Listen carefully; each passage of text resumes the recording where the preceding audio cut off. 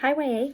I have Matthew 27, and Matthew 27 details the fulfillment of several Old Testament messianic prophecies through Jesus' trial, crucifixion, and his death. So I just want to kind of spend some time reviewing some of those messianic prophecies that we see in this passage. So in Matthew 27, 9 and 10, we read about the 30 pieces of silver that are referenced that we know Judas betrayed Jesus for.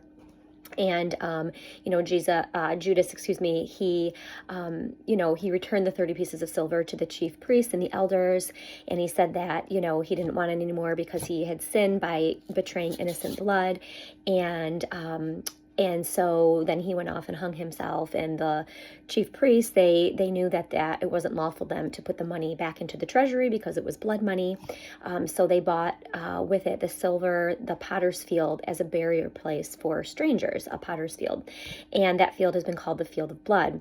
So when I first read that, I was like, okay, what's that all about? And then I was reading about just some, how we see this reference in the Old Testament in Jeremiah 19, 1 through 11, as well as Zechariah 11, 12, and 13.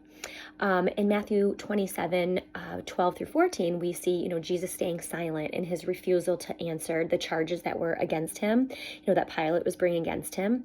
And if we look in Isaiah 53, 7, again, another messianic prophecy, it says, he was oppressed and he was afflicted, yet he opened not his mouth.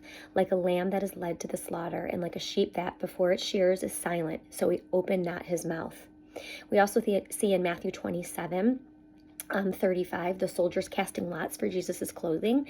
That fulfills, Psalm 22:18, that says, they divided my garments among them, and for my clothing they cast lots.